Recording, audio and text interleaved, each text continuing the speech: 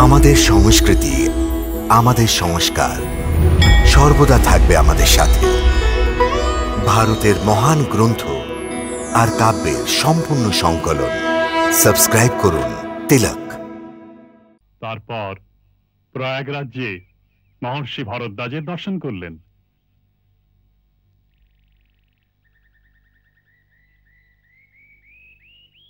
অতঃপর যমুনা নদী পার হবার সময় উনি তার সখা নিষাদরাজকেও ত্যাগ করলেন।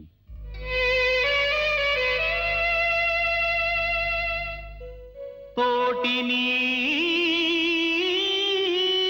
গহন বেলুর ভেলা দাঁড় হাতে লক্ষ্য বিশাল গভীর বন পথ যে নির্জন না কোনো সঙ্গী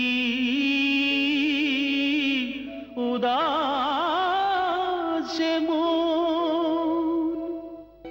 শ্রীরামের চলে যাবার পর তার পিতা মহারাজ দশরথ পুত্রের বিয়োগে আপন প্রাণ ত্যাগ করলেন। রাম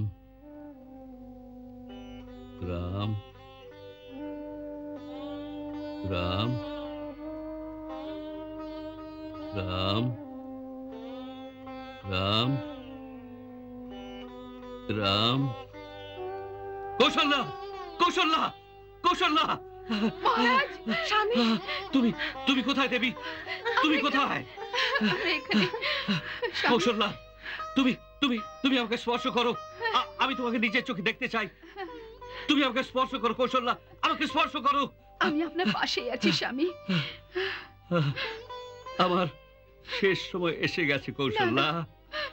শুনেছি মৃত্যু পথযাত্রী নাকি কিছু দেখতে পায় না। এমন অশুভ কথা বলবেন না স্বামী, দয়া করে শান্ত হন। সুমন্ত্র কি বলেছিলেন? যদি আপনি এইভাবে অনুতাপ করেন তাহলে রাম মনে দুঃখ পাবে। গুরুদেব ঠিকই বলেছিলেন, রাজার ক্রন্দন করা উচিত নয় স্বামী, ক্রন্দন করা উচিত নয়। রাজার ক্রন্দন করা উচিত নয়, কিন্তু এমন তো কোনো বিধান নেই যে রাজার মরা উচিত নয়।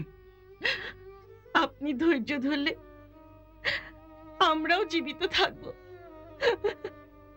কিন্তু আমি তো আর জীবিত থাকবো না রানী। এমন অশুভ কথা আর আমাদের বলবেন না স্বামী, আমাদের আর বলবেন না। কর্মফলকে কে বদলাতে পারে দেবী? যে যেমন কাজ করবে তার ফল তাকে ভোগ করতেই হবে। যে যত বড় প্রতাপশালী হোক, তার শক্তি, তার সমস্ত সৈন্যবল কর্মফল ভোগ করা থেকে তাকে কখনো বাঁচাতে পারে না। এটাই তো বিধির বিধান। কর্ম সবচেয়ে বড় সত্য, তার সামনে সবাইকে নতশির হতে হয়। ওই ওই অন্ধমুনিবর আমাকে ঠিকই শাপ দিয়েছিলেন। তুই একটি তীরে 3টি হত্যা করেছিস।